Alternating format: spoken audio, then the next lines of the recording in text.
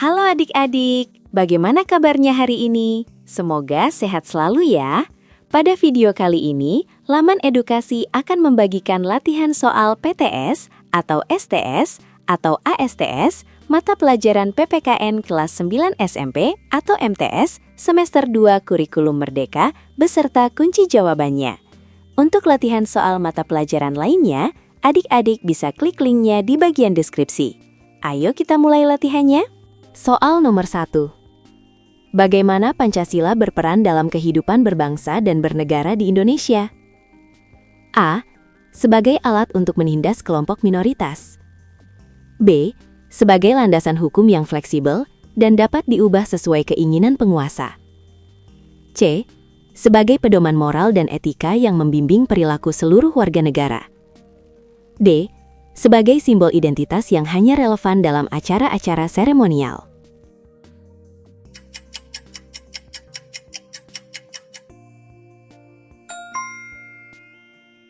Jawabannya adalah C ya adik-adik. Soal nomor 2. Di lingkungan sekolah, tindakan manakah yang paling tepat untuk menjaga persatuan dan kesatuan? A. Membentuk kelompok belajar eksklusif yang hanya menerima anggota dari suku yang sama. B. Menghormati perbedaan pendapat dan bekerja sama dalam kegiatan kelas. C. Mengkritik teman yang memiliki perbedaan keyakinan atau budaya. D. Mengabaikan kegiatan sekolah yang dianggap tidak penting.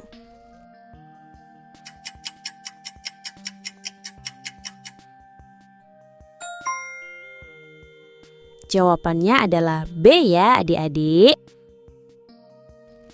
Soal nomor 3. Tantangan terbesar dalam menjaga keberagaman di Indonesia saat ini adalah A. Perbedaan bahasa yang menyulitkan komunikasi antar daerah. B.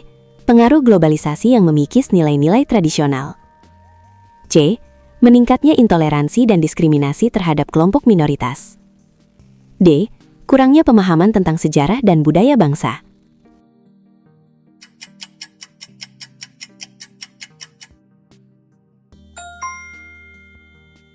Jawabannya adalah C ya adik-adik. Soal nomor 4. Jika terjadi konflik akibat perbedaan pendapat, langkah terbaik yang harus diambil adalah A. Membiarkan konflik berlarut-larut hingga salah satu pihak menyerah. B. Mencari bantuan dari pihak ketiga yang netral untuk memediasi konflik. C. Menggunakan kekerasan untuk memaksakan kehendak sendiri. D. Mengabaikan konflik dan berpura-pura tidak terjadi apa-apa.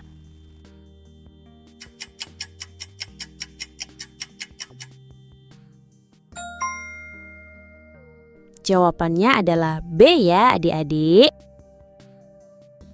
Soal nomor 5. Bagaimana cara menunjukkan sikap positif terhadap keberagaman budaya di Indonesia? A. Menganggap budaya sendiri sebagai yang paling superior dan merendahkan budaya lain. B. Mempelajari dan menghargai budaya lain sebagai bagian dari kekayaan bangsa. C. Menghindari interaksi dengan orang-orang yang berbeda budaya. D. Mengkritik tradisi budaya yang tidak sesuai dengan nilai-nilai pribadi.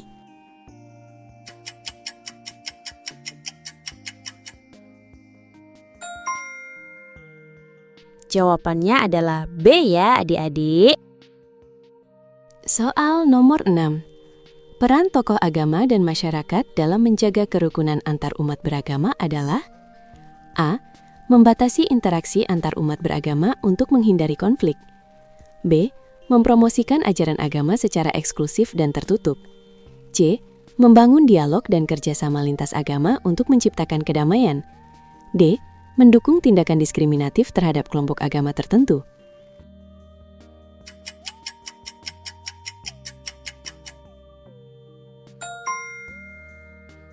Jawabannya adalah C ya adik-adik. Soal nomor 7. Mengapa toleransi antar umat beragama sangat penting bagi Indonesia? A. Agar semua agama dapat bersaing untuk mendapatkan pengikut terbanyak. B. Agar negara dapat mengontrol semua kegiatan keagamaan. C. Agar tercipta kedamaian dan stabilitas yang memungkinkan pembangunan berjalan lancar. D. Agar agama-agama tertentu dapat mendominasi kehidupan sosial dan politik.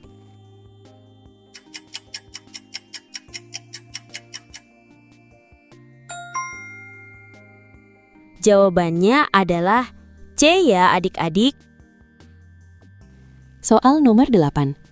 Tindakan yang mencerminkan pelanggaran terhadap prinsip toleransi adalah A. Menghormati orang yang sedang menjalankan ibadah sesuai keyakinannya. B. Memberikan kebebasan kepada teman untuk menjalankan ibadahnya. C. Melarang orang lain untuk menjalankan ibadah sesuai keyakinannya. D. Belajar tentang agama dan kepercayaan orang lain.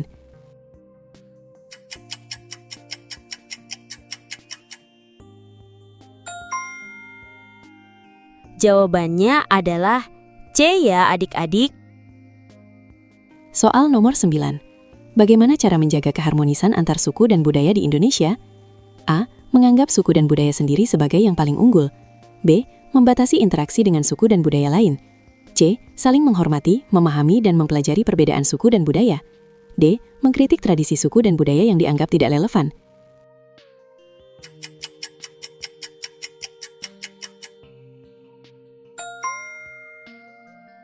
Jawabannya adalah C ya adik-adik. Soal nomor 10. Apa yang dimaksud dengan nasionalisme yang sehat? A. Cinta berlebihan terhadap bangsa sendiri hingga merendahkan bangsa lain. B. Kebanggaan terhadap bangsa sendiri yang disertai sikap hormat dan kerjasama dengan bangsa lain. C. Sikap apatis terhadap masalah-masalah yang dihadapi bangsa sendiri. D. Keinginan untuk menjajah dan menguasai negara lain.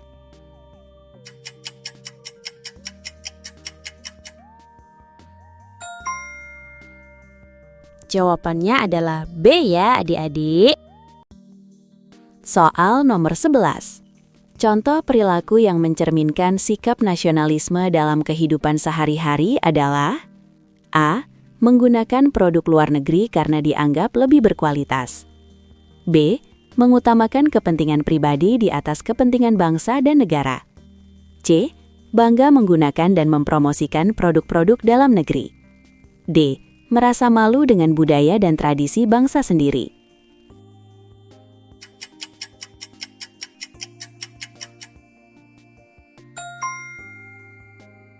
Jawabannya adalah C ya adik-adik. Soal nomor 12. Mengapa semangat patriotisme penting bagi bangsa Indonesia? A. Agar bangsa Indonesia dapat mengalahkan bangsa lain dalam segala bidang. B.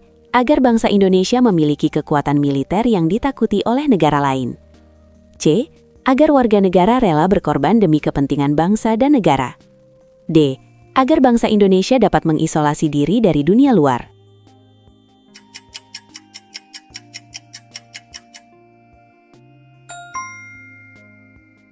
Jawabannya adalah C ya adik-adik. Soal nomor 13. Bagaimana cara menumbuhkan rasa cinta tanah air pada generasi muda? A. Melarang generasi muda untuk berinteraksi dengan budaya asing. B. Memaksa generasi muda untuk mengikuti semua tradisi dan adat istiadat. C. Mengajarkan sejarah dan budaya bangsa dengan cara yang menarik dan relevan. D. Mengkritik generasi muda karena kurang menghargai nilai-nilai tradisional.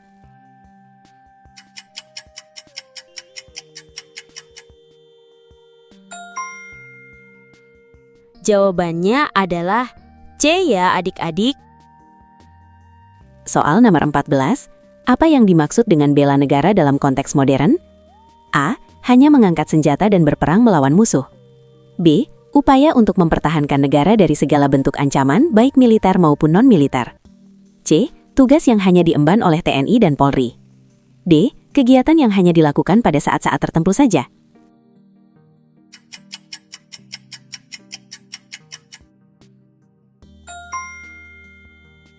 Jawabannya adalah B ya adik-adik. Soal nomor 15. Contoh partisipasi siswa dalam upaya bela negara adalah A. Melakukan tindakan-tindakan yang merugikan diri sendiri dan orang lain. B. Mengikuti kegiatan ekstrakurikuler yang mengembangkan potensi diri dan cinta tanah air. C. Menyebarkan berita bohong, hoaks, dan ujaran kebencian di media sosial. D. Melanggar peraturan sekolah dan norma-norma sosial.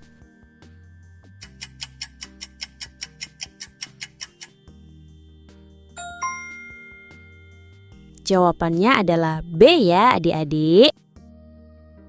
Soal nomor 16. Mengapa setiap warga negara wajib ikut serta dalam upaya bela negara? A. agar negara menjadi kuat dan disegani oleh negara lain. B. Karena bela negara adalah hak dan kewajiban konstitusional setiap warga negara. C. Agar tidak dijajah dan dikuasai oleh bangsa lain. D. Agar mendapatkan penghargaan dan pengakuan dari negara.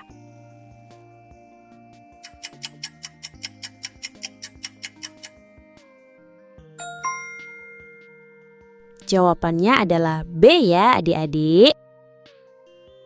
Soal nomor 17. Bagaimana cara meningkatkan kesadaran bela negara di kalangan masyarakat? A. Melalui propaganda yang berlebihan dan indoktrinasi yang kaku. B. Dengan memberikan pendidikan dan pelatihan yang relevan dan kontekstual.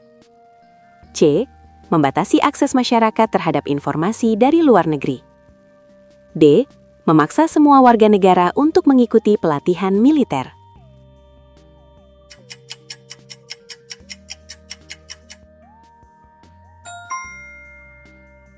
Jawabannya adalah B ya adik-adik. Soal nomor 18. Bentuk ancaman terhadap negara dapat berupa A. Hanya ancaman militer dari negara lain. B. Hanya ancaman non-militer seperti ideologi dan ekonomi. C. Kombinasi ancaman militer dan non-militer yang saling terkait. D. Hanya ancaman dari bencana alam dan perubahan iklim.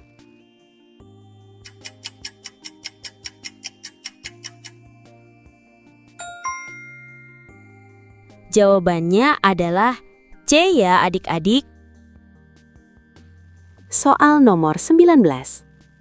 Bagaimana cara mengatasi ancaman non-militer terhadap negara? A. Meningkatkan anggaran pertahanan dan memperkuat militer. B. Memperkuat ideologi, ekonomi, sosial, dan budaya nasional. C. Menutup diri dari interaksi dengan negara lain. D. Melakukan serangan preemptif terhadap negara yang dianggap berpotensi mengancam.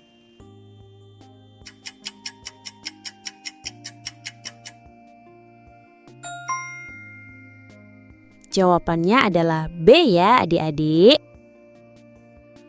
Soal nomor 20.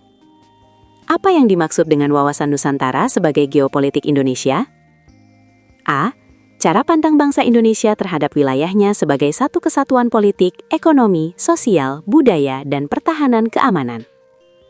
B. Cara pandang bangsa Indonesia terhadap negara-negara tetangga di kawasan Asia Tenggara. C. Konsep negara kepulauan yang terpisah-pisah tanpa adanya kesatuan. D. Ideologi yang tertutup terhadap perubahan dan perkembangan zaman.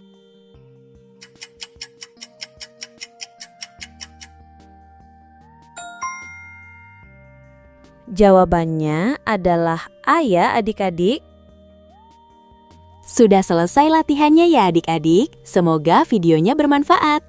Untuk latihan mata pelajaran lainnya, silakan cek linknya di bagian deskripsi, atau bisa adik-adik lihat di bagian playlist dan kursus. Sampai jumpa!